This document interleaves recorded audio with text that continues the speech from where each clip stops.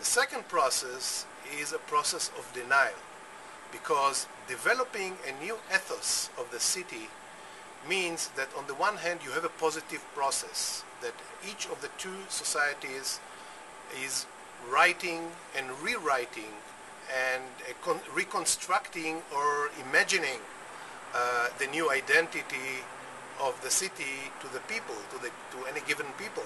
But on the other hand, we have a negative trend of an attempt to belittle the importance of the city, of its holy places, to the other nation, to the other people, or to the other religious community.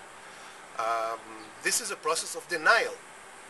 We find it more profound among the Muslims, because for the Muslims it is a matter of existence. They see themselves as the humiliated, the underdog in this region, and for them it is important to construct a strong public education for their own people.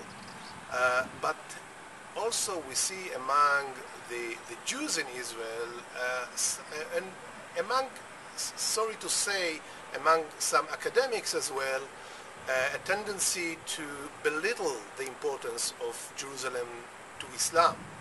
A tendency to say that Jerusalem was never a political center, never a capital for any Arab dynasty or state. Jerusalem is the third in its holiness, and so on and so forth. And people pray with their face to Mecca and not with their face to Jerusalem, although it was the first direction of prayer for Islam for about 18 months. So this is one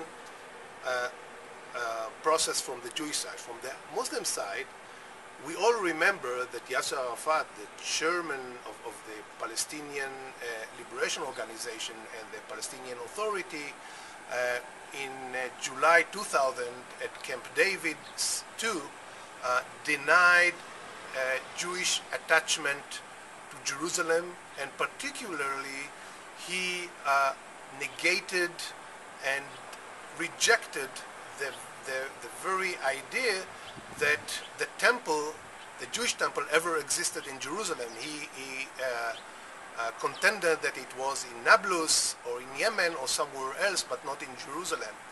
A process which I think has a negative repercussion on the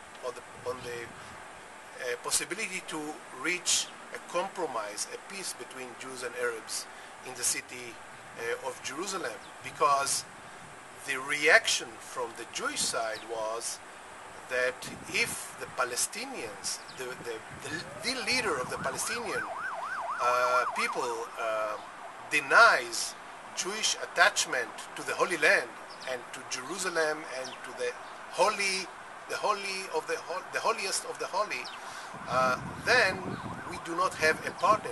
How can we reach peace with such a leadership that denies your legitimacy, your existence, your history, and your legacy and heritage in this part of the globe?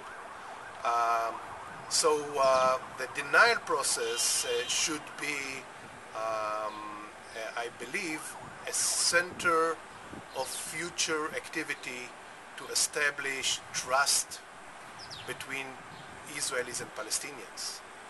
I think that public education is crucial here to re-establish the bounds between Muslim Arabs and Palestinian and Israeli Jews, because each of the two people has to have at least a minimum knowledge about the importance, about the